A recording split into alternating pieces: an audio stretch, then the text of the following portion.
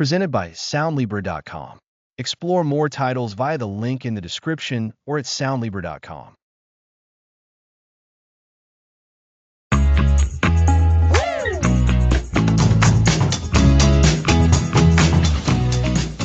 Welcome, explorers of innovation.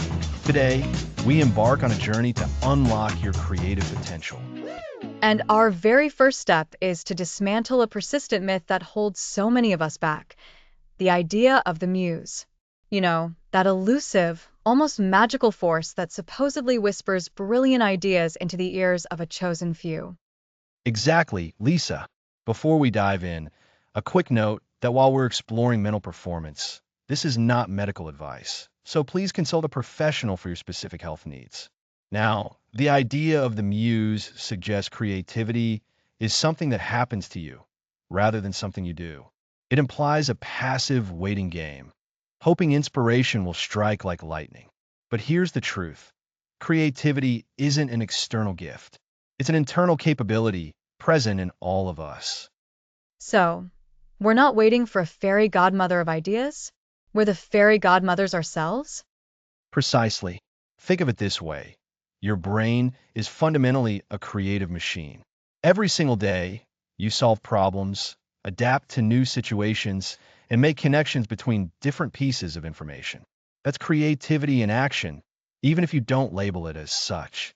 Whether you're figuring out a new route to work, organizing your grocery list, or telling a story to a child, you're engaging your creative muscles. That's a really empowering way to look at it. So, what is creativity, then, if it's not just brilliant, spontaneous bursts from a muse? At its core, creativity is about making novel and useful connections. It's about seeing things in a new light, combining existing ideas in unexpected ways, and generating something that has value. This value can be anything from a practical solution to an artistic expression, or even just a moment of joy. Connections. I like that. It sounds less mystical and more like a skill we can develop. Absolutely. And that's the premise of this entire series. That creativity is not an innate talent for the few, but a skill that can be cultivated and strengthened by anyone. We need to shift our mindset from, am I creative, to how can I be more creative? Instead of waiting for the muse to visit, we're learning to build our own creative studio, ready for work at any time. That's a perfect analogy, Lisa. We are learning to be our own architects of innovation. So, if we discard the muse, what replaces it? It's actively engaging with the world, being curious, and intentionally practicing the habits that foster creative thought. What are some of those habits, to give our listeners a glimpse?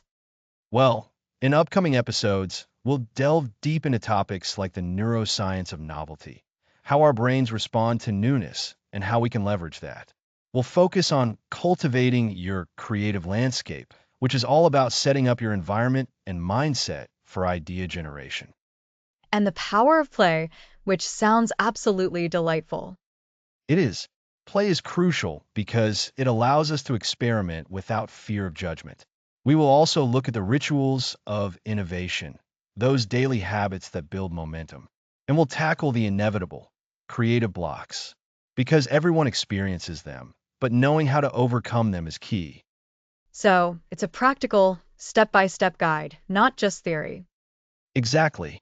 We're equipping you with a toolkit. We will discuss divergent thinking, that expansive brainstorming phase where you generate many ideas, and convergent thinking, the process of refining and selecting the best ones. We will even explore the surprising benefits of constraints and how limitations can actually boost creativity. It sounds like we'll cover the whole spectrum, from the initial spark to bringing an idea to life through collaboration, storytelling, and building sustaining momentum. That's the plan. Our goal is to help you develop your personal creativity blueprint. We want you to walk away from this series feeling confident and capable of accessing innovative thinking on demand. Remember, that myth of the muse is just a story. The reality is that you have an incredible capacity for creation within you. So, to recap this first episode, creativity isn't a mystical gift from an external muse. It's an inherent human capability, characterized by making novel and useful connections. It's a skill we can all develop and strengthen through active practice and conscious effort. And we're here to guide you on that journey. Stop waiting for inspiration and start creating it. You have the power within you. Thanks for listening. Next episode: The Neuroscience of Novelty.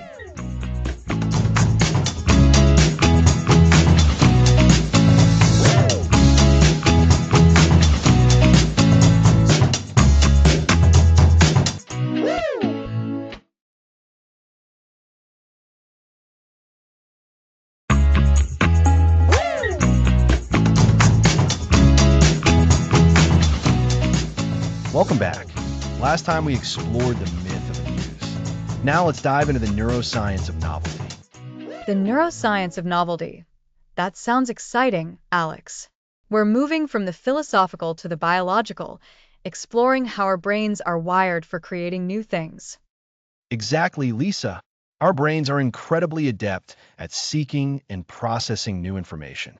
This drive for novelty is fundamental to how we learn, adapt, and become more creative. Think of your brain as an explorer, scanning the horizon for the unfamiliar. An explorer. So, when we encounter something new, does our brain react in a specific way? Absolutely. When you encounter novelty, a key neurotransmitter called dopamine is released. Dopamine is crucial for motivation, learning, and attention. That thrill from something new, that's dopamine signaling. Pay attention to this. This is interesting. So, the excitement of trying a new restaurant or a surprising plot twist is our brain saying, let's learn something here. Precisely. This dopamine release isn't just about pleasure, it reinforces learning. New information linked to dopamine is more likely to be stored and connected, building our understanding of the world. It's a beautiful biological feedback loop. It sounds like a built-in encouragement system for exploration. How does this connect directly to creativity? Should we just constantly seek new things? Yes, but with nuance. Our brains have neuroplasticity, the capacity to change and reorganize by forming new neural connections. Think of it like a well-trodden path. The more you use it, the clearer it becomes. Similarly, the more you engage in creative thinking, the stronger those neural pathways become. Neuroplasticity. So, our brains aren't fixed. They can change based on what we do? Exactly. It's about actively shaping your brain's architecture. Exposing yourself to novel experiences creates new paths, challenging existing connections and encouraging new ones. This is the biological foundation for developing your creative potential. It's about how you use and shape your brain, not about having a creative brain or not. This is fascinating. By seeking new experiences, we're rewiring our brains to be more adaptable and open to new ideas. It's like physical exercise for our minds. That's a perfect analogy, Lisa. This relates to divergent thinking, generating multiple, varied ideas. Novelty often sparks this, feeding the wellspring of new thoughts. We'll explore convergent thinking, refining those ideas later. So, seeking new experiences fills our reservoir of creative sparks, the raw material for innovation. Precisely. Understanding this neurobiological basis empowers us. Instead of waiting for inspiration, we can prime our brains. Consciously incorporate novelty. Take a different route, try a new recipe, listen to new music, or learn a new skill. It makes sense. The more diverse our experiences, the more diverse our mental ingredients for originality. It broadens our perspective through engagement. Absolutely. And curiosity drives this pursuit of novelty. When curious, we explore the unfamiliar, igniting dopamine pathways and fostering neuroplasticity. Cultivating curiosity cultivates our creative capacity. So, to recap, our brains are wired for novelty, releasing dopamine when we encounter new things, aiding learning and motivation. This drive, along with neuroplasticity, means we can shape our brains for creativity by seeking new experiences. That's a perfect summary, Lisa.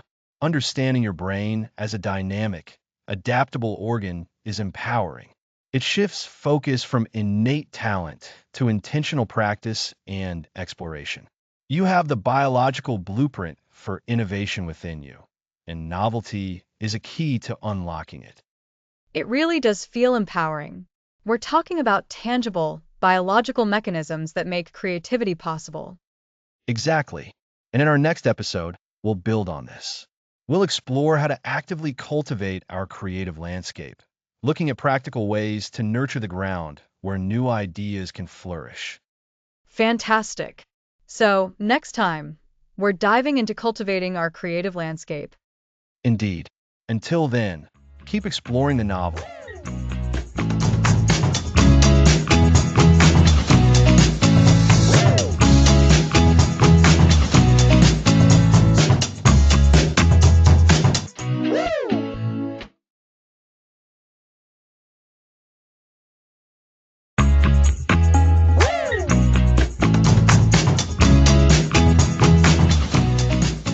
Welcome back to the Creativity Unlocked. Last time, we delved into the neuroscience of novelty. Now, let's explore our environment. That's right, Alex. We're moving from the abstract concept of brain stimulation to something much more tangible, our environment. Creativity is a lot more myth than magic, and that applies to our surroundings too. The idea that you need a specific, idyllic setting to be creative is a myth we absolutely need to debunk. Your creative landscape isn't necessarily about a physical space. It's more about the sensory input, the atmosphere, and even the people you surround yourself with or intentionally remove yourself from. It's about consciously shaping your environment to invite innovation. So, when you say sensory input, what do you mean exactly? Think about our senses: sight, sound, smell, touch, and even taste. Each one can either be a distraction or a catalyst for creativity. For instance, some people thrive in a bustling coffee shop, finding the ambient noise a kind of white noise that helps them focus. Others need absolute silence to truly concentrate. There's no one size fits all. That makes sense. I know some people who can't work without a particular scent in the air. Exactly. Scents can evoke memories and emotions, which are powerful drivers of creative thought. The visual aspect is huge too. Is your space clutter-free and minimalist, allowing your mind to wander freely? Or is it filled with inspiring objects, books, art, nature elements that spark ideas? Imagine your workspace as a sort of visual prompt. I can see how that works. It's like curating your own personal inspiration board, but it's your whole environment. You mentioned physical space, and I'm imagining not just a desk, but the whole room, or even a park bench. Precisely. Our physical space matters. Sometimes, just changing your location can shift your perspective. If you're stuck on a problem, moving from your office to a comfortable armchair, or even going for a walk outside, can provide a fresh outlook. Think of it like your brain getting a change of scenery, which can lead to a change in thought patterns. So, we're not just talking about tidying up, but actively engaging with our surroundings. How do we make our environment conducive to creativity? It's about intentionality. First, observe yourself. What do you feel most creative? What are you doing and what's around you? For some, it might be a cozy nook with soft lighting and a comforting beverage. For others, it's a bright, airy space with plenty of natural light and perhaps some movement, like a standing desk. Your conductive environment is your personalized creative sanctuary. And you might need different environments for different tasks, right? Like a quiet space for deep thinking versus something more energetic for brainstorming. Absolutely. This touches on the idea of environmental priming. You can create different zones or settings for different types of creative work. Imagine having a focus zone that's very minimalist and quiet, and a play zone that's more colorful and perhaps filled with art supplies or building blocks, even for adults. The key is that these spaces reinforce the type of thinking you want to do there. That's such a great way to put it. Environmental priming. It's like telling your brain, okay, it's time to do X because we're in X environment. Exactly. And this brings us to the presence or absence of others.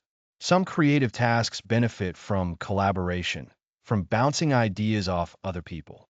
This is where a lively co-working space or a brainstorming session with colleagues can be incredibly productive. The energy and diverse perspectives can ignite new ideas. But then there are times when the opposite is true.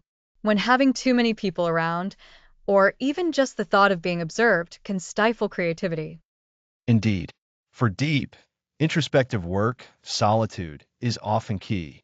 This is where your focus zone or a quiet corner becomes essential. It's not about being antisocial. It's about understanding what your brain needs for specific creative processes. Sometimes, the most brilliant ideas emerge when no one else is around to interfere with your thought process. So, it's a balance. Knowing when to engage with others for inspiration and when to retreat for focused individual work. Precisely. It's about creating a flexible creative landscape that adapts to your needs. Think about it. If you're trying to write a novel, you might need solitude. But if you're designing a new product, a collaborative workshop could be far more effective. It's about listening to your own internal cues and consciously designing your environment to support those cues.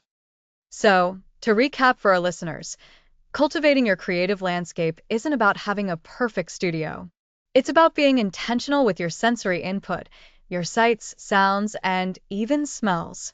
It's about how your physical space influences your mindset, and it's about understanding whether you need solitude or collaboration for a particular creative task. That's a fantastic summary, Lisa. It's about crafting an environment that acts as a silent partner in your creative journey. You're not just waiting for inspiration to strike. You're actively inviting it by shaping the world around you. Remember the idea of environmental priming? Your surroundings can subtly guide your brain towards more innovative thinking. And we've debunked the myth that you need a pristine, picture perfect space. Your creative landscape can be whatever works best for you, whether it's a bustling cafe or a quiet room. Exactly. It's a personal ecosystem for innovation. In our next episode, we're going to explore the power of play and how embracing childlike wonder can unlock incredible creative potential. Next episode, the power of play, unlocking childlike wonder.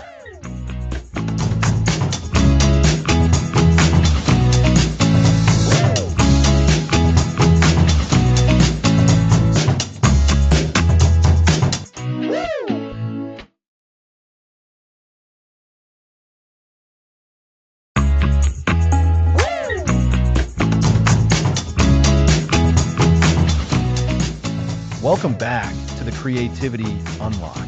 We've explored the Muse, neuroscience, and cultivating creative spaces. Now, let's tap into something fundamental, the power of play. Play. It sounds so simple, almost frivolous. How does that translate to generating innovative ideas as adults?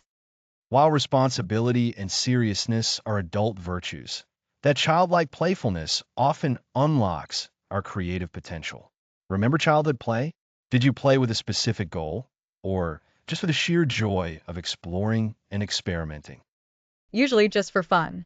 I'd build worlds with blocks or make up stories with dolls, enjoying the process without worrying if it was good or productive. Exactly. That's the core of playful creativity, engaging without a fixed outcome or rigid agenda, driven by curiosity. This contrasts with adult work focused on efficiency and avoiding mistakes. Play lets us suspend that pressure. So, what does play look like for adults in creativity? Are we suggesting playing video games all day? It's broader than that. Play in this context is an attitude. It's approaching tasks with experimentation, embracing the unconventional. It's following tangents without immediate judgment. Remember Novelty from episode 2? Play drives novelty by encouraging deviation from the expected. That makes sense. When I'm not worried about failing, I'm more likely to try something new. It's about lowering the stakes? Precisely.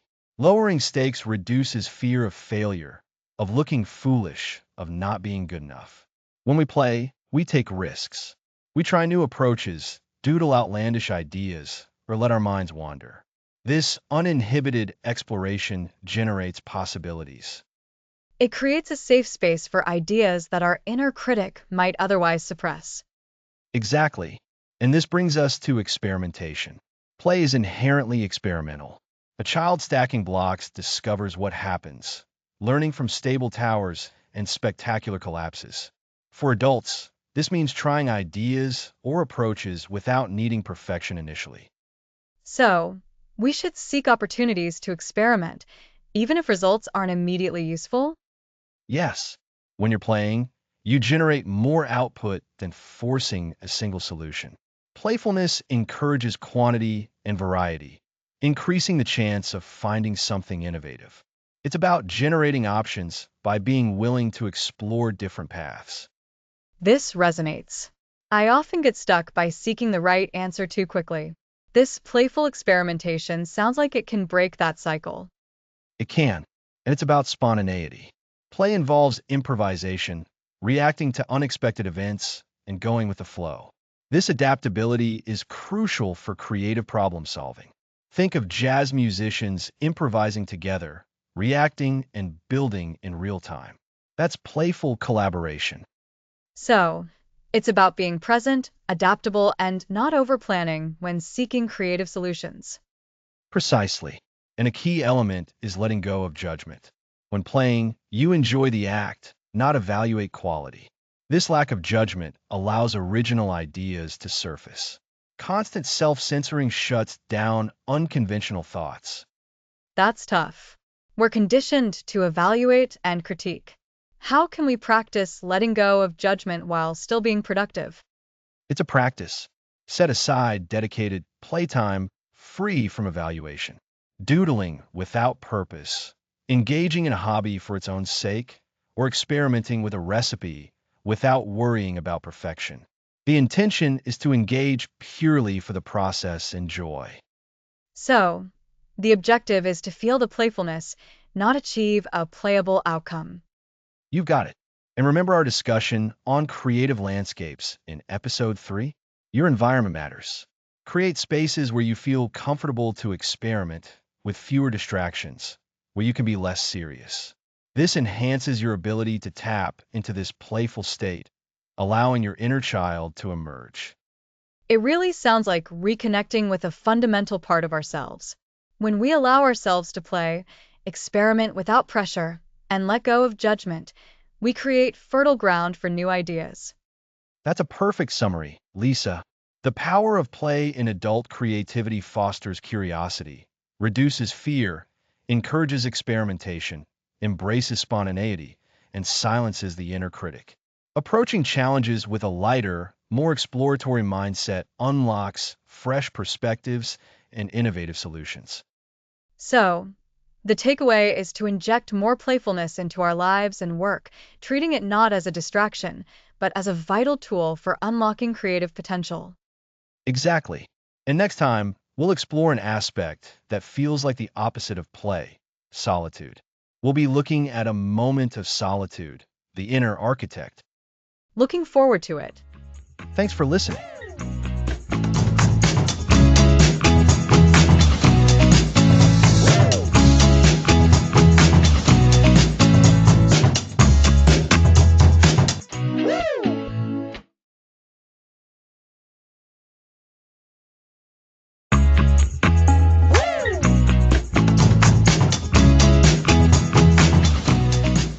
Welcome back.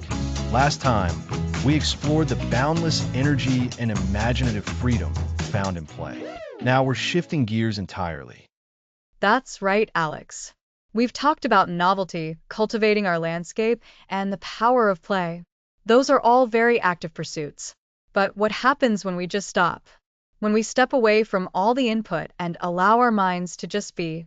That's what we're exploring today, the essential role of solitude in unlocking our inner architect. Exactly, Lisa. Think about it. We're constantly bombarded with information. Social media, news, work emails, conversations. Our brains are always processing something. In solitude, however, our brains have the freedom to explore their own internal landscape. They can revisit old ideas, connect disparate concepts, and forge entirely new pathways. This is where those breakthrough aha moments often originate. It's like letting a murky pond settle, isn't it? When it's constantly stirred up, you can't see the bottom. But when it's still, the sediment clears, and you can see what's really there. Solitude allows that kind of clarity for our minds. That's a perfect analogy. This isn't about being a hermit or disconnecting from the world permanently. It's about intentional pauses, creating small pockets of quiet throughout our day or week where we can simply be with ourselves. This is where the inner architect comes in. It's that part of us that builds, organizes, and structures our thoughts and ideas. But it needs a quiet construction site to work effectively. So, how do we actually do this? Because for many people, the idea of being alone with their thoughts can feel a bit daunting. It can, and that's completely understandable. The key is to start small and be deliberate. It doesn't have to be hours of silent meditation, though that's wonderful if it works for you. It could be a 15-minute walk without your phone, or perhaps sitting in a park for a few minutes, just observing your surroundings without needing to document them. The goal is to reduce external stimulation and allow internal processing to begin. So, it's more about the quality of the quiet time than the quantity. Precisely. And it's about what you do with that quiet time. Some people find journaling to be incredibly effective. Simply writing down whatever comes to mind without judgment can be a powerful way to process emotions and ideas. Others might prefer simply sitting and observing their thoughts, like watching clouds drift across the sky, noticing them, but not getting caught up in them. And how does this connect back to creativity? We've been building this framework for unlocking innovative thinking. Solitude is foundational. Remember when we talked about the neuroscience of novelty? Our brains need space to make new connections. When we're constantly reacting to external stimuli, our neural pathways are largely dictated by what's happening around us. In solitude, however, our brains have the freedom to explore their own internal landscape. They can revisit old ideas, connect disparate concepts, and forge entirely new pathways. This is where those breakthrough aha moments often originate. It's like giving your brain permission to daydream productively. Exactly. And this isn't just about spontaneous inspiration. Solitude also allows for deeper processing. When we're engaged in active learning, that's one kind of cognitive work. But when we're in a quiet, reflective state, our minds can consolidate that information, integrate it with our existing knowledge, and truly understand it. This is crucial for internalizing all the concepts we've been exploring. So, by creating moments of solitude, we're actually reinforcing the lessons from previous episodes, the novelty, the cultivation of our creative landscape, even the playfulness. We're giving our brains the chance to truly absorb and integrate everything. You've got it. It's about creating the right conditions for your inner architect to do its best work. This architect needs blueprints, sure, but it also needs quiet time to lay the foundation, build the walls, and inspect the structure without constant interruption. Without this period of introspection, the ideas we generate might remain superficial, lacking the depth and coherence that truly innovative thinking requires. Think of it like a chef preparing a complex meal. They need the ingredients, the recipes, the right equipment. Those are all the external stimuli and tools. But they also need quiet time to taste, to adjust seasoning, to let flavors meld. That's the solitude. It's the crucial step that elevates good food to exceptional cuisine. And for us, that exceptional cuisine is truly original, impactful ideas. So, to recap for our listeners, solitude isn't about emptiness. It's about creating space for valuable inner work. It's a deliberate pause from external noise that allows for deeper processing, novel connections, and the consolidation of knowledge. It's the quiet time our inner architect needs to build robust, creative structures. And remember, it doesn't have to be long. Even a few minutes of intentional quiet can make a significant difference. Try incorporating small moments of solitude into your day.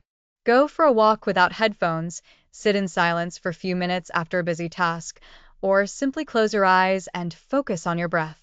Give your inner architect the blueprints and the piece to build. This quiet reflection is the perfect bridge between the active, outward-focused explorations we've had and the more structured, idea-refining processes we'll be diving into next. Next episode, the rituals of innovation, daily habits for a creative life.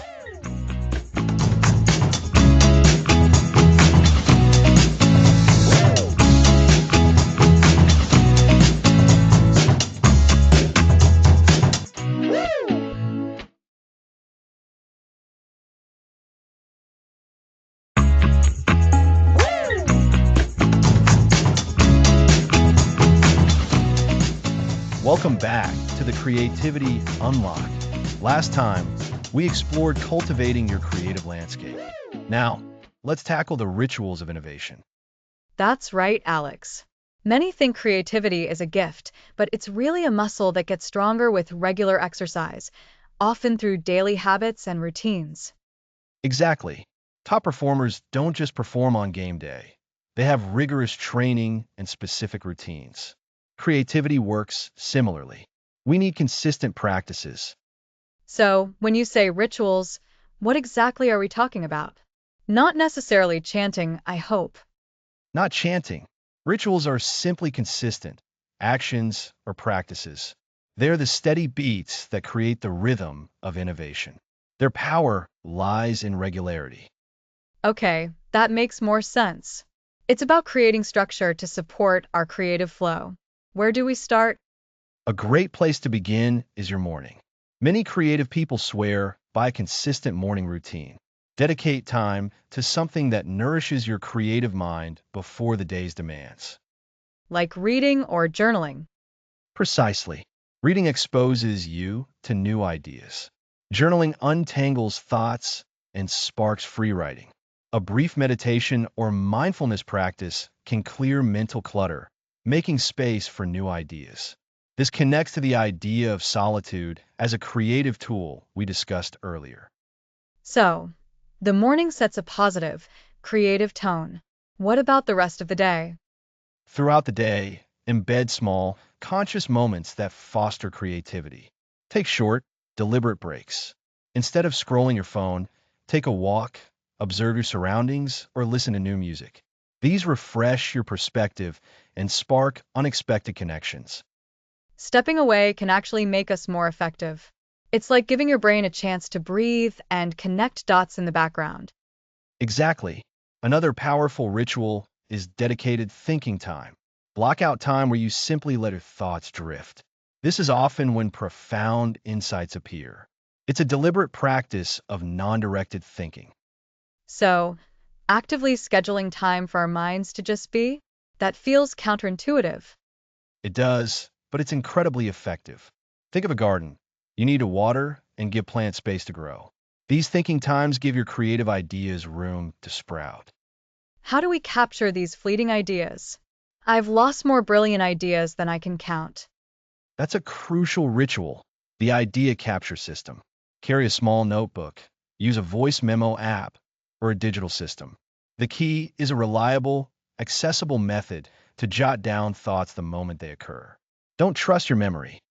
Yes, keeping a notebook has made such a difference. Before, that great idea in the shower or car would evaporate. And don't underestimate evening reflection. Before sleep, think about your day. What did you learn? What was challenging? What insights did you have? This solidifies learning and primes your mind for processing during sleep. So, morning routines for tone, breaks, and thinking time for generation, a capture system, and evening reflection for consolidation. That's a solid framework. It is. And remember, these aren't rigid rules. Rituals are personal. Adapt them to your life and creative pursuits. The most important thing is consistency. Small, regular efforts yield the greatest rewards. It's about building momentum, not perfection. This ties back to actively cultivating creativity, not just waiting for it. These rituals are the actionable steps that make cultivation possible, transforming the abstract idea of creativity into something tangible. Precisely. By establishing these daily habits, you create fertile ground for innovation. You're not leaving creativity to chance. You're designing a life that inherently supports it.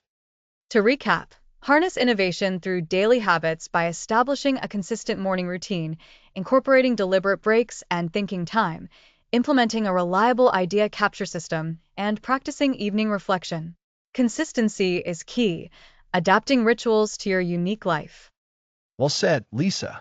The goal is more flow, not more stress. These rituals make creativity an essential, energizing part of your day. They become the engines that drive our creative momentum. Start small, be consistent, and watch your innovative capacity grow. That's it for this episode on the rituals of innovation. Next episode, Divergent Thinking, the art of brainstorming without limits.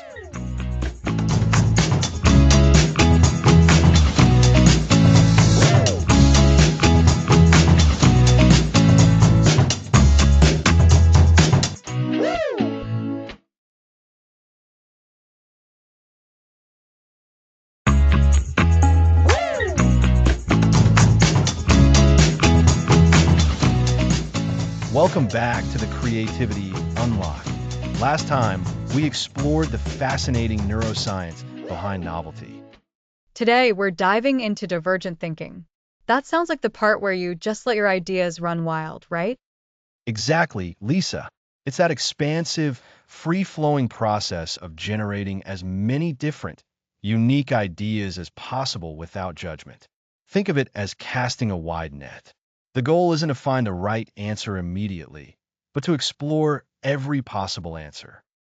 So, it's the opposite of feeling stuck or thinking. There's only one way to do this. Precisely. Divergent thinking is all about quantity and variety. We want to explore every nook and cranny of a problem or a creative challenge. This process is foundational for innovation because it ensures you don't prematurely settle on the first idea that comes to mind. It helps us break free from conventional thinking. And we learned previously that our brains are good at making connections. Does divergent thinking tap into that? Absolutely. Our brains are constantly making associations. Divergent thinking encourages us to actively leverage that. It's about connecting seemingly unrelated concepts, exploring different perspectives, and asking what if a lot. Okay, so how do we actually do this? What are some techniques for divergent thinking? One of the most classic and effective techniques is brainstorming, but we need to do it effectively. The core principles are simple. Defer judgment, encourage wild ideas, build on the ideas of others, and go for quantity. Deferred judgment is a big one. My inner critic usually pipes up way too early. Mine too, but during divergent thinking, we have to temporarily silence that voice. Imagine you're in a playground of ideas. No idea is too silly, too strange, or too unworkable at this stage. The wilder, the better, because sometimes those wild ideas spark more practical, but still novel, solutions. So, if someone says, let's invent a toaster that also folds laundry, even though it's absurd, we shouldn't dismiss it? Not all. That absurd idea might lead someone else to think, well, what if we could combine two unrelated functions in a kitchen appliance? Or what if we could automate a household chore that's usually manual? Building on the ideas of others is key. It's like a game of telephone, but instead of the message distorting, it gets richer and more complex. And then we focus on quantity. Just keep writing them down, no matter how many. Yes, the more ideas, the higher the probability of finding something truly innovative. Think of it like prospecting for gold. You have to sift through a lot of dirt and rock to find those valuable nuggets. Divergent thinking is the sifting process. That makes sense. Are there any other structured ways to do this? Certainly. Another powerful technique is SCAMPER. It's an acronym that stands for substitute, combine, adapt, modify, put to another use, eliminate, and reverse. You use these verbs as prompts to look at your idea or problem from different angles. Scamper. Can you give us an example of how that works? Of course, let's say we're thinking about improving a bicycle. For substitute, we'd ask, what can we substitute in a bicycle? Perhaps the metal frame for a lighter, stronger composite material. For combine, we'd ask, what can we combine with a bicycle?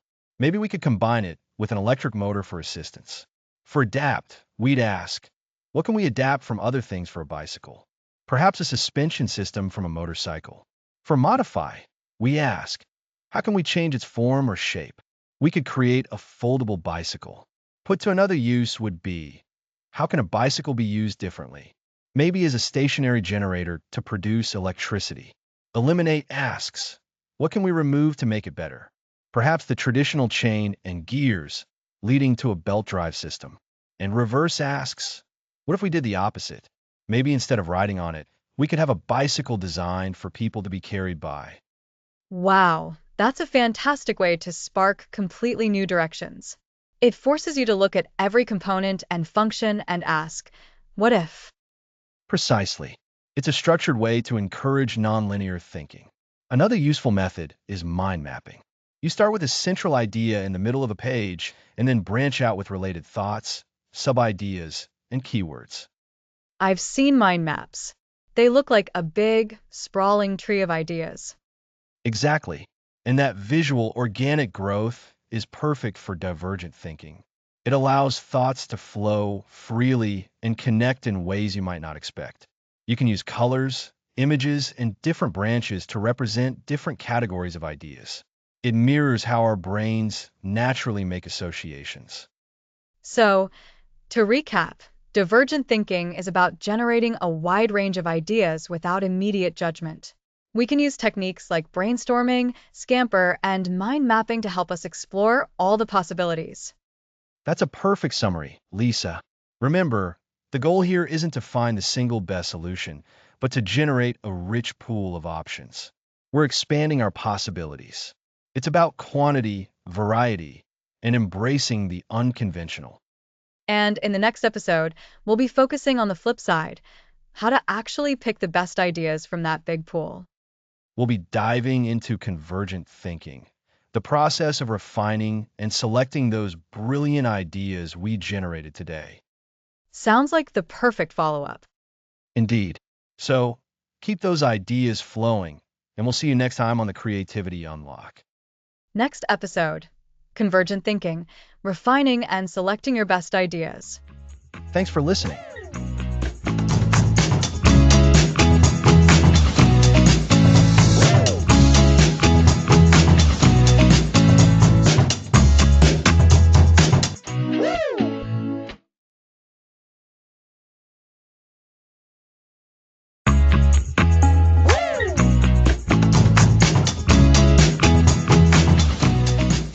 Welcome back to the Creativity Unlock. Last time, we explored generating a massive pool of ideas. It was a brainstorming explosion. We discovered so many possibilities. Exactly. Now, with this collection of raw materials, we turn to convergent thinking. This is where we shape potential into something concrete and actionable. So, divergent thinking is spreading out and convergent thinking is bringing it all in? That's a perfect way to put it. Think of divergent thinking as casting a wide net. Convergent thinking is then deciding which of that catch you want to keep. Okay, that makes sense. How do we do that with many ideas? First, organize. Group similar ideas, look for themes, and see if they can be combined into one stronger concept. So, merging similar ideas into one robust feature, for example. Precisely. This is also where you filter. You're looking for ideas that are novel, feasible, relevant, and aligned with your goals. Feasible, relevant, and aligned with goals. How do we judge those? We use criteria. Define what success looks like for your project. What problem are you solving? What are the outcomes and limitations? If we were improving our podcast, a criterion could be achievable with current equipment or resonates with a creativity audience. Exactly. Then, evaluate your grouped ideas against these criteria. You might use a scoring system. So, an idea gets a high score if it's very feasible, highly relevant, and perfectly aligned with our goals. You got it. Summing up scores helps you see which ideas rise to the top. This makes selection more objective.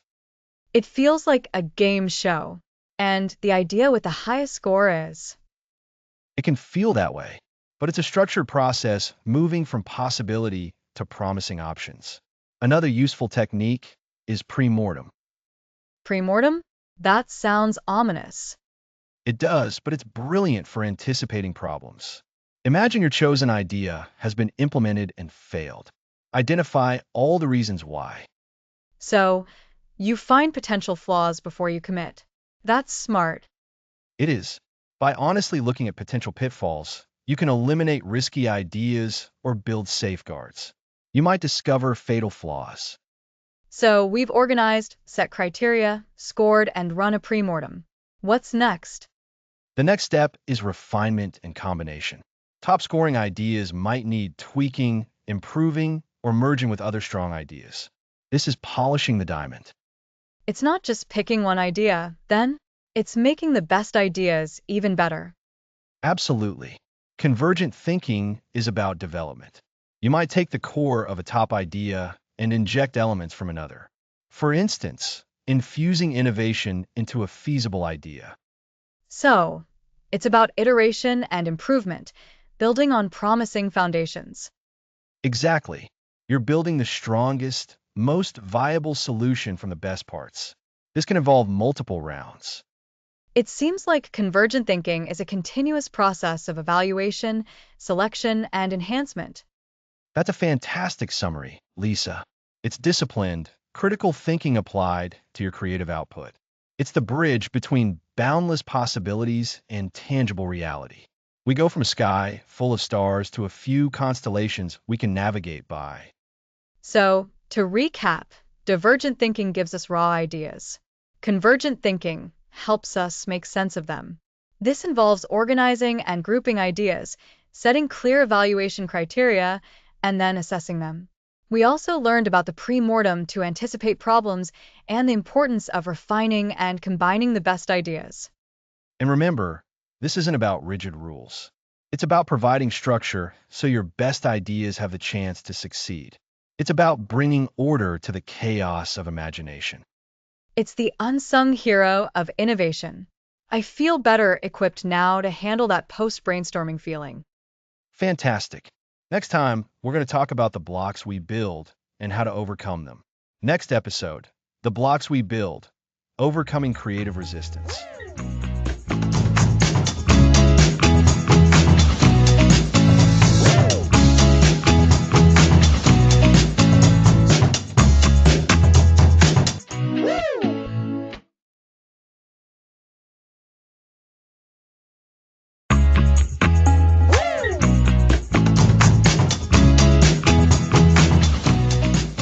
Welcome back.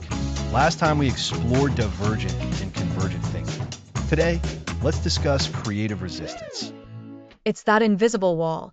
You have an idea, you're excited, and then suddenly nothing. It feels like a struggle. Exactly.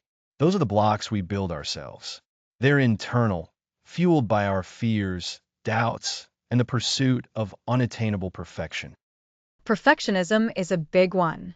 I get so caught up in making every word flawless that I lose momentum and abandon the project. That's a primary architect of resistance.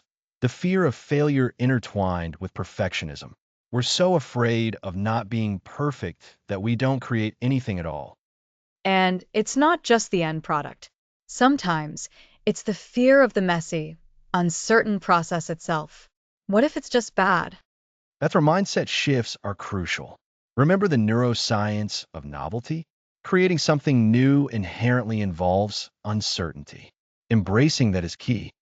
So, we need to accept that the first or even 10th draft can be imperfect, that the messy middle is where magic happens. Precisely. The goal of early creation is generation, not perfection. It's getting ideas out. Think of sculpting. You start with a rough block, not intricate details. That's a great analogy. Aiming for a raw block of clay rather than a masterpiece takes the pressure off. It does. Another block is self-doubt. That voice saying, you're not talented enough, or someone else has done this better. It undermines confidence. How do we counter that loud inner voice? Just ignore it? Acknowledge it without letting it control you. Think of self-doubt as a pessimistic advisor. Question its validity. Is this based on evidence or fear? So, we become detectives of our own thoughts, scrutinizing the evidence for our self-doubt? Exactly. And remember your past successes. These are your counter evidence. Cultivate an inner critic that is constructive, a helpful editor, not a guillotine. Reframing works. And our previous episodes help. Cultivating our creative landscape, the power of play, establishing rituals. Aren't these ways to combat inner blocks? Absolutely, Lisa. A safe, inspired creative landscape diminishes self-doubt. Play, being imperfect and experimental, bypasses rigid demands. Rituals provide consistency and reduce anxiety. It's like building a fortress against inner critics with habits and perspective shifts. You got it. Another block is the fear of judgment, what others will think. This can be more paralyzing than fear of failure. I've definitely held back ideas, worrying about opinions. It's like outsourcing our validation. That's a dangerous game. Our creative journeys are personal. While feedback is valuable, seeking validation before creating is a recipe for stagnation. Cultivate intrinsic motivation. So, we create for ourselves first, and then seek feedback when ready, and it serves a purpose? Precisely. And remember storytelling. When you're brave enough to share your creation, it resonates. But that bravery comes from believing in your own creative impulse. This is so helpful. We've covered perfectionism, fear of failure, self doubt, and fear of judgment, the big bad wolves of creative resistance. What are concrete steps to dismantle these blocks? Great question. Let's detail a few strategies. First, the ugly first draft principle. Intentionally create something you know isn't your best work. Think of it as a warm-up. Write a terrible poem, draw a wonky picture. The goal is just to do. Creative junk food. No pressure, just output. Exactly. Second, practice self-compassion. When self-doubt creeps in, speak to yourself like you would a struggling friend. It's okay, this is hard, or you're learning. That's powerful. We're often kinder to others than ourselves. We are. Third, set process-oriented goals, not just outcome-oriented ones. Instead of write a bestseller, try write for 30 minutes today. Focus on the controllable action. Controlling the controllable. Good mantra. And finally, reframe failure as feedback or learning. Every endeavor, successful or not, offers lessons. What did you learn? What would you do differently? This iterative approach drives innovation. So, to recap, embrace the ugly first draft, practice self compassion, set process oriented goals, and reframe failure as learning. These are concrete tools. Yes, these internal barriers are formidable, but not insurmountable. By understanding them and using these strategies, we can dismantle them and reclaim our creative flow. The journey itself is as valuable as the destination. And the most important audience for our early work is ourselves. Building internal confidence with the imperfect process is the foundation. Absolutely.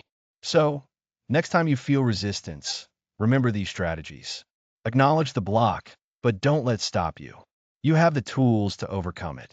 Next episode, Embracing Constraints, the Genius Within Limitations.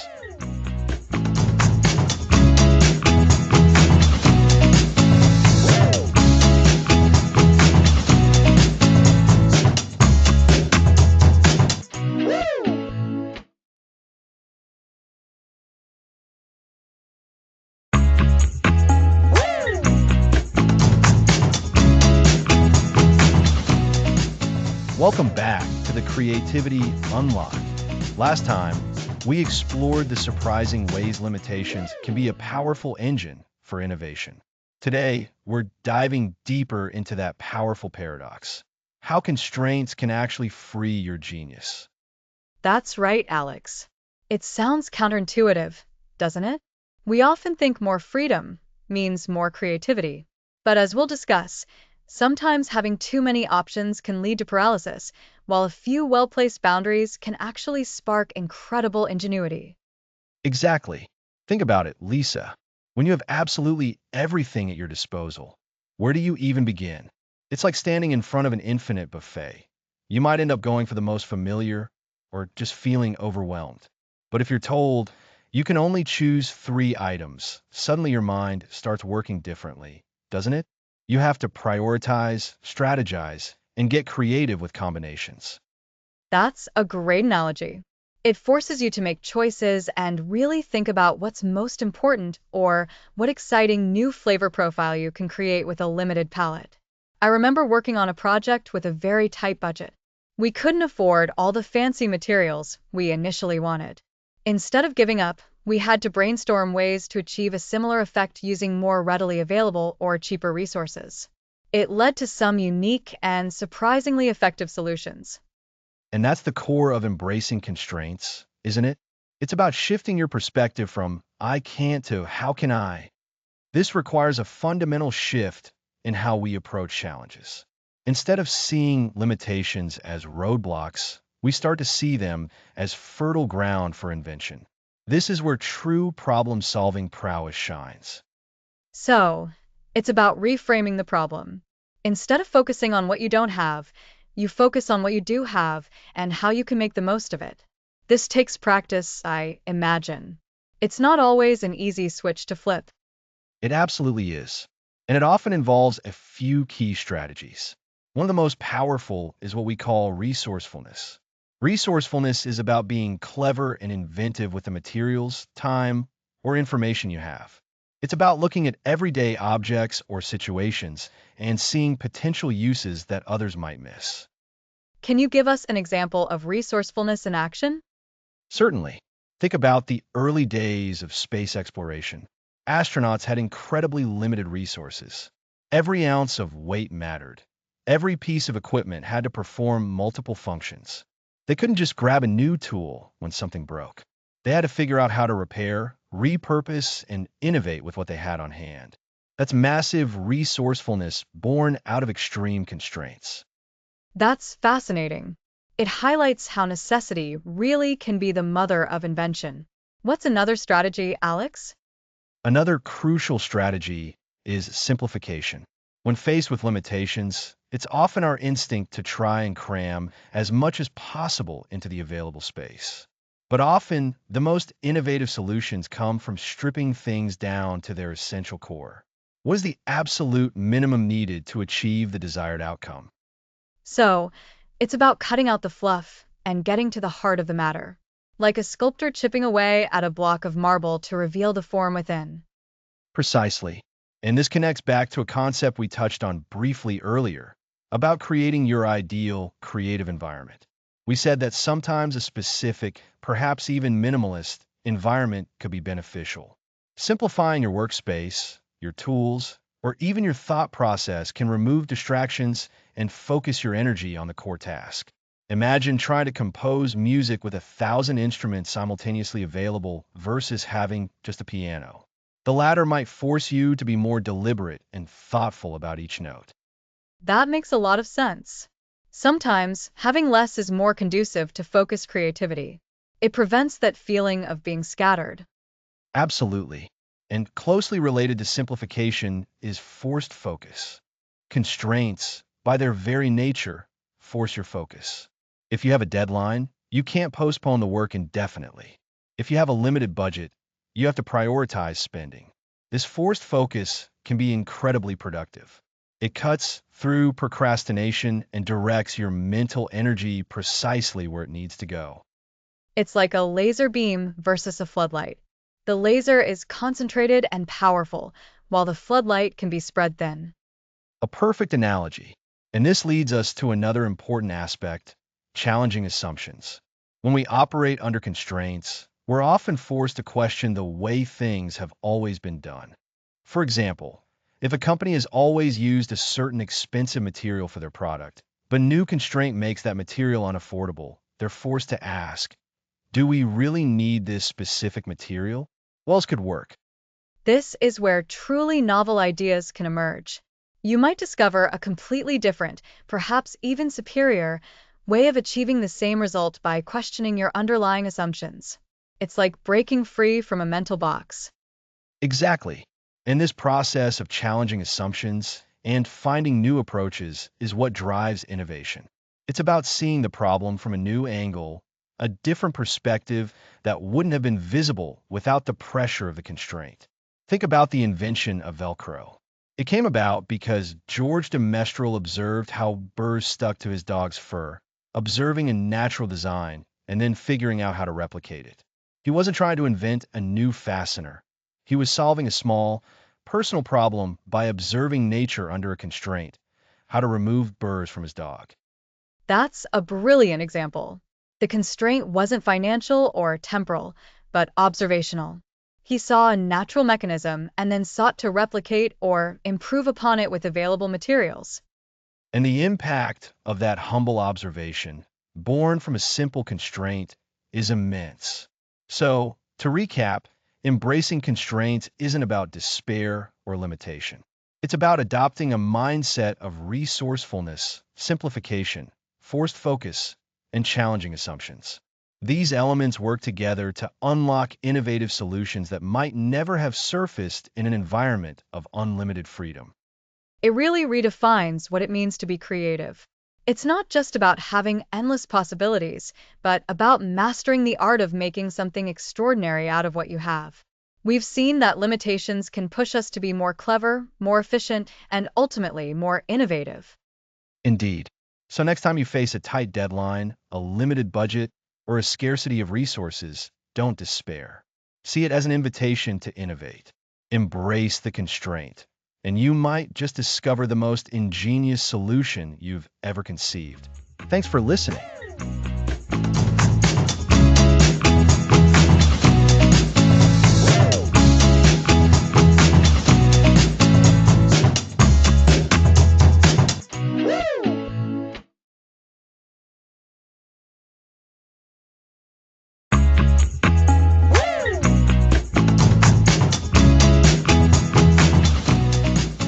Welcome back to the Creativity Unlock.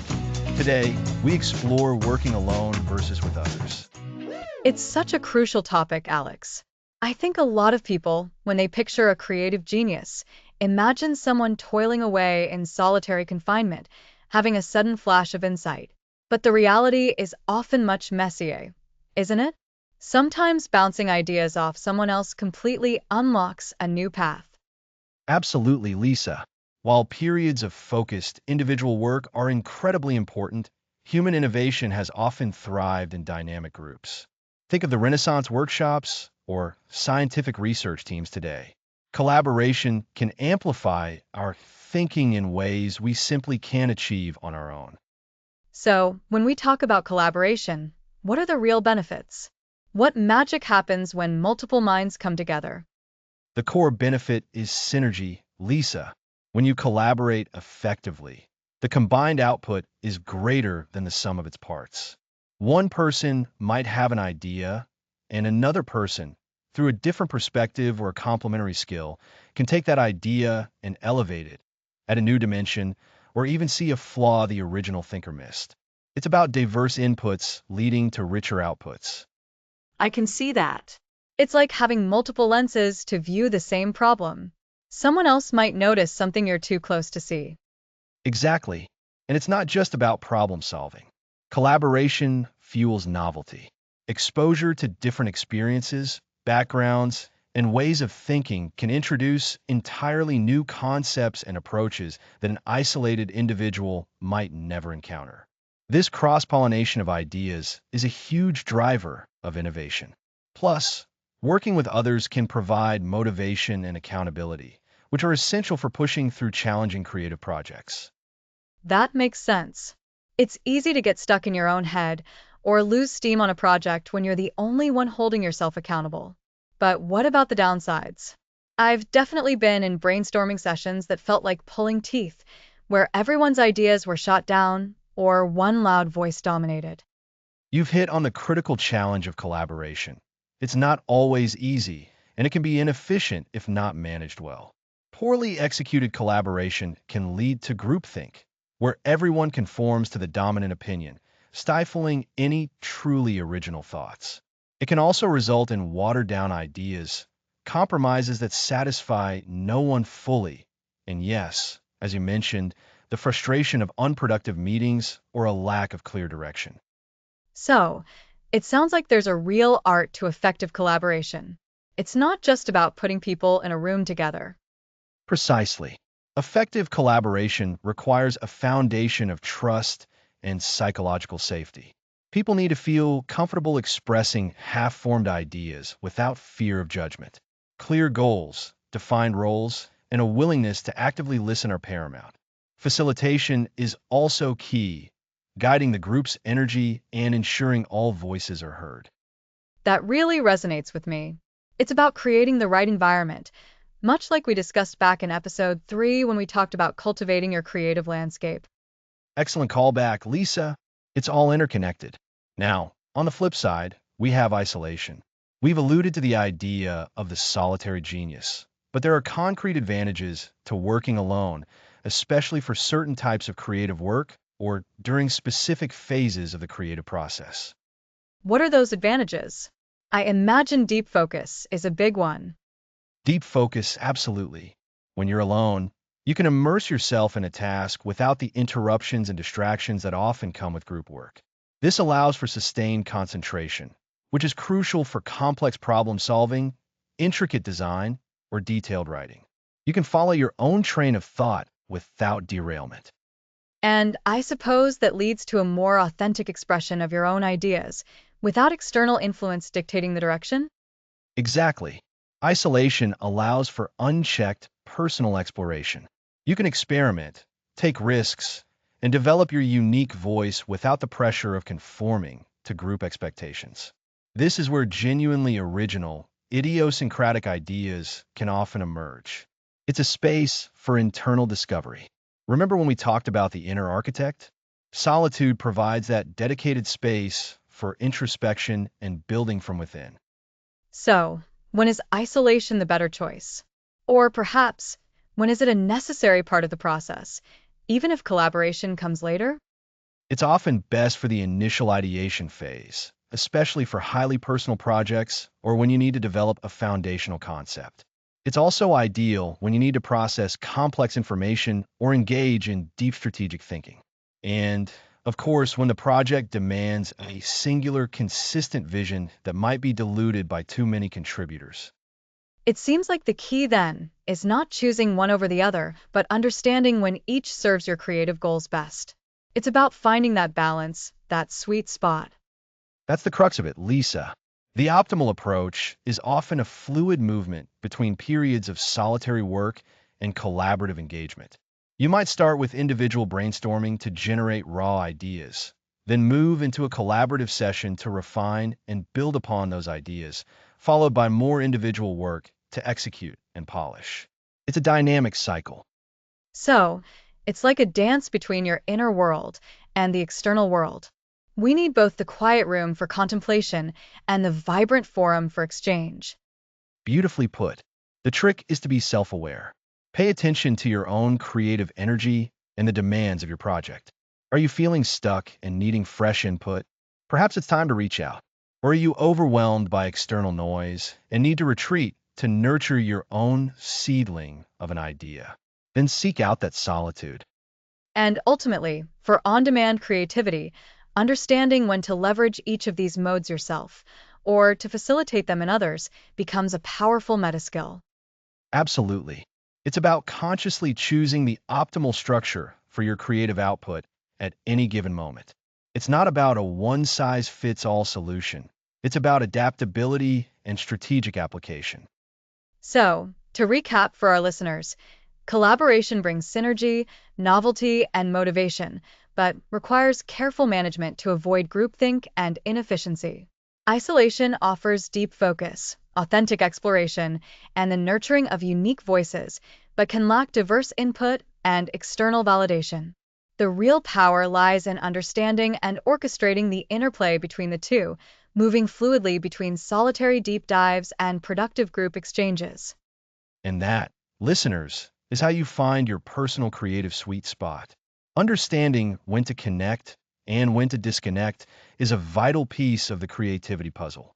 Next episode, storytelling, the universal language of innovation.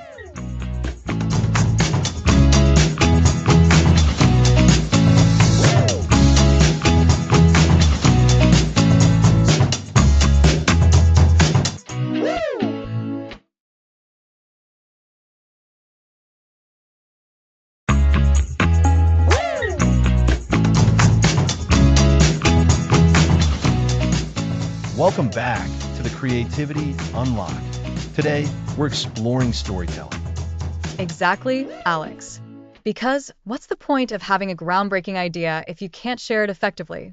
Storytelling is our bridge. It's how we connect with others on a deeper level, and it's a vital tool for any creative person. You hit the nail on the head, Lisa. We've talked about divergent and convergent thinking, about building rituals, but connecting those dots for someone else, or even for yourself to solidify the idea, often comes down to narrative. Think about the greatest innovations throughout history. They weren't just presented as data points. They were framed as stories of progress, of solving a problem, of a better future. So, it's not just about fairy tales or epic novels. It's about using narrative structure to make our ideas more understandable and, crucially, more memorable. Can you give us an example of what that looks like in a more practical, maybe even business, context? Absolutely. Imagine you've developed a new software that streamlines project management. You could list its features, task assignment, deadline tracking, progress reports. That's informative, but it's dry. Or you could tell a story. Picture a small team overwhelmed by deadlines, drowning in emails, constantly missing crucial steps. Then introduce your software as the hero, the solution.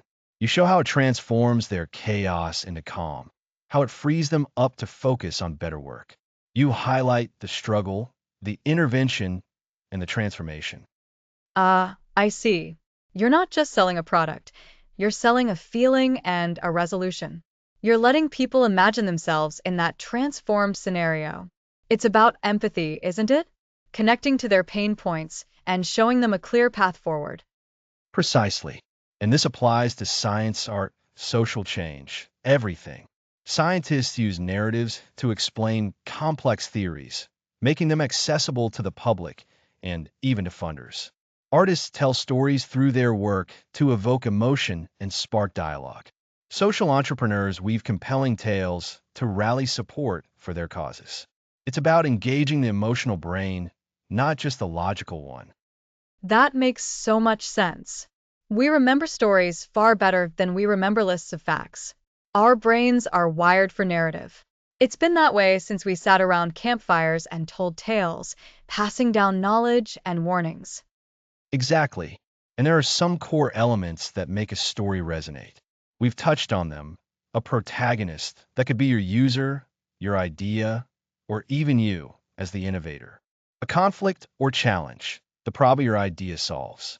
And a resolution, the positive outcome achieved through your innovation. Even something as abstract as a mathematical concept can be framed as a story of discovery.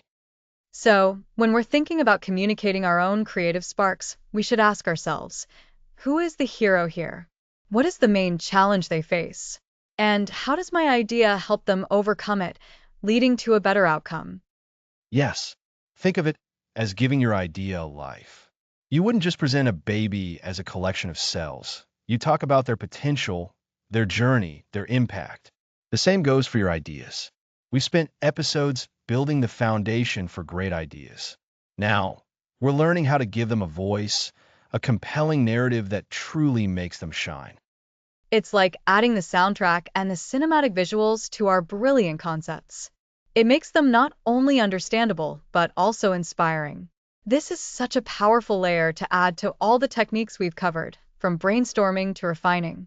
You can have the most innovative idea, but if you can't tell its story, its reach will be limited. And that's the core of it. Storytelling isn't an optional extra. It's a fundamental part of making innovation stick. It's how we advocate for our ideas, how we gain buy-in, and how we inspire others to join us in creating something new. It bridges the gap between the personal aha moment and collective action. So, to recap, we're using storytelling to make our creative concepts more understandable, memorable, and persuasive by framing them with a protagonist, a challenge, and a resolution. It's about connecting emotionally and showing transformation. This is a crucial skill for anyone looking to bring new ideas into the world. Indeed, we're not just building better mousetraps. We're making people want the better mousetrap by telling them the story of the mouse problem and how this new trap is their hero. You've really brought it full circle, Alex. From the initial spark of novelty, through the hard work of cultivating and refining ideas, and now to making sure those ideas can fly by telling their story. And that brings us to the next stage, sustaining this creative energy. Because innovation isn't a one and done event, it's a cycle. Next episode, the continuous creation cycle, sustaining your creative momentum.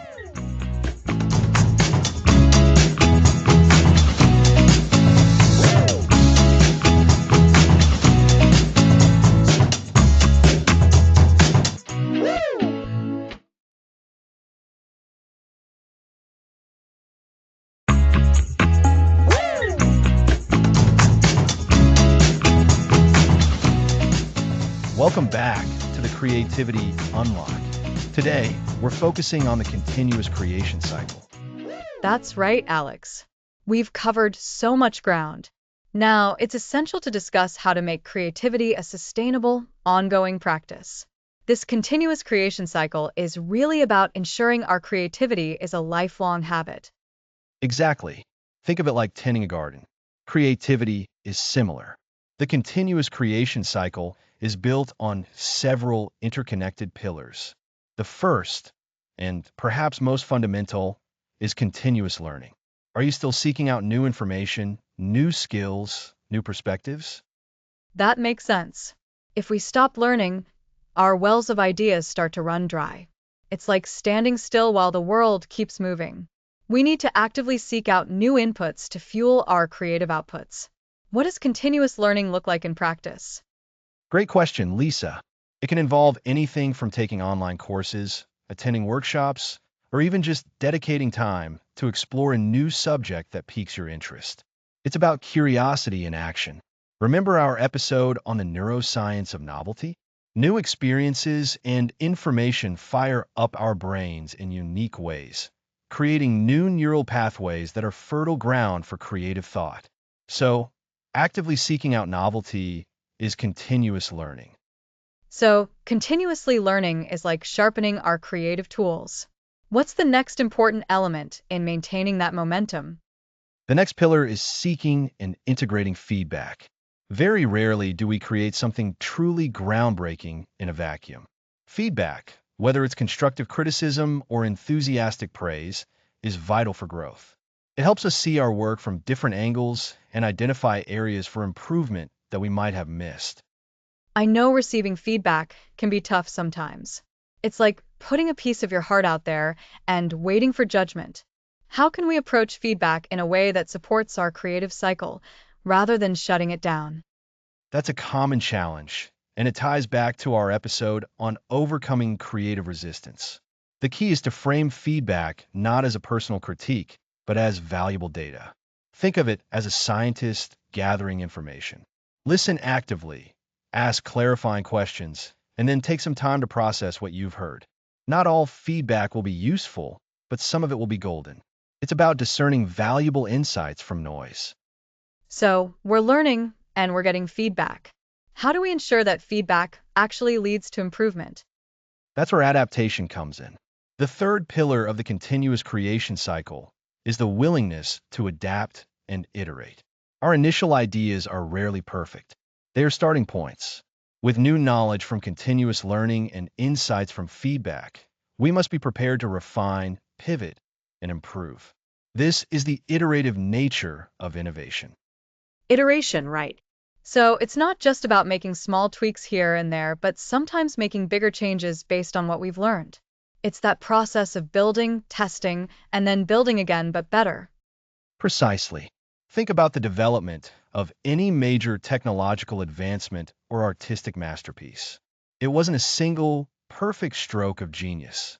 It was a series of adaptations and improvements based on trials, errors, and new understanding. This cycle of learning, feedback, and adaptation is what keeps creativity alive and evolving. It sounds like a fairly robust process. So, to recap, the continuous creation cycle involves three core elements: a commitment to continuous learning, actively seeking and integrating feedback in a constructive way, and an embrace of adaptation and iteration. That's a perfect summary, Lisa. And it's crucial to remember that these elements are not independent. They feed into each other. Continuous learning provides new perspectives for feedback. Feedback highlights areas where adaptation is needed. Adaptation opens up new avenues for learning, and the cycle continues. It's a virtuous cycle. A virtuous cycle. I like that. It means that by actively engaging in these practices, we're not just sustaining our creativity, but actively enhancing it over time. It's about making sure that our creativity unlock isn't a one-time event, but a fundamental part of who we are and how we operate. Exactly. And as we've discussed throughout this series, this cycle is deeply personal. What fuels your learning? What are the best channels for you to receive feedback? How do you best adapt your ideas? These are questions you'll explore in our final episode as you build your personal creativity blueprint. But for now, remember that keeping your creative fire burning requires active fuel. Through learning, open ears for feedback, and the courage to adapt. So, don't let those initial breakthroughs be the end of the road. Keep seeking, keep listening, and keep evolving. That's the heart of the continuous creation cycle. And that brings us to the end of episode 12. Next episode, your personal creativity blueprint, putting it all together. I'm looking forward to it. See you then.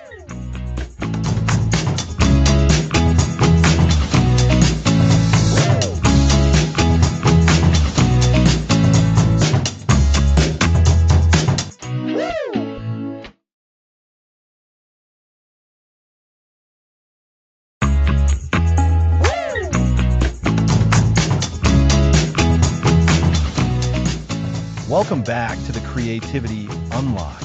We've journeyed through neuroscience, play, rituals, and so much more. Today, for our final episode, we're building your personal creativity blueprint. That's right, Alex.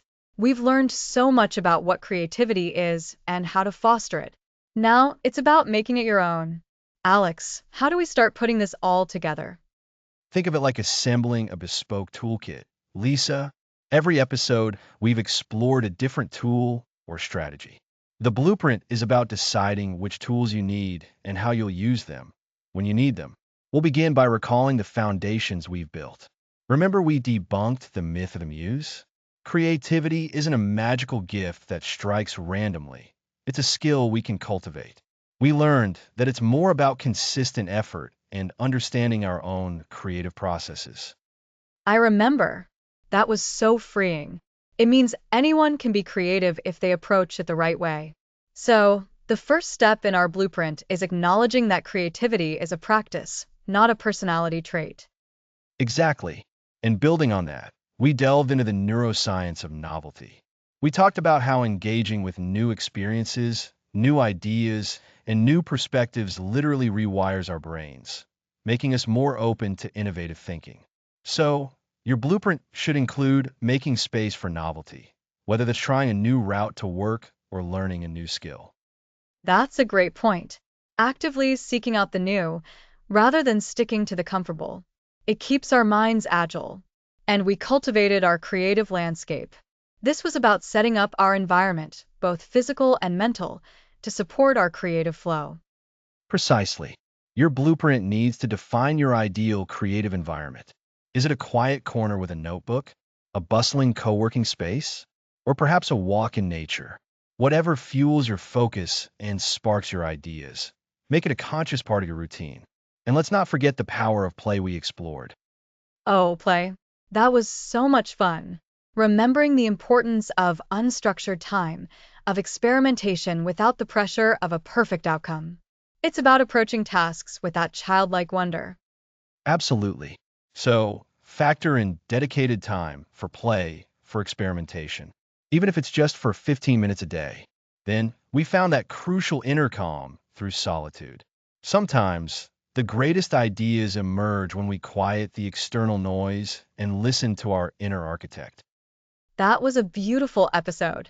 It highlighted that our blueprint isn't just about external actions, but internal states. Creating space for quiet reflection is vital. It is. And from there, we discussed the rituals of innovation. These are the consistent, deliberate actions that prime us for creative work.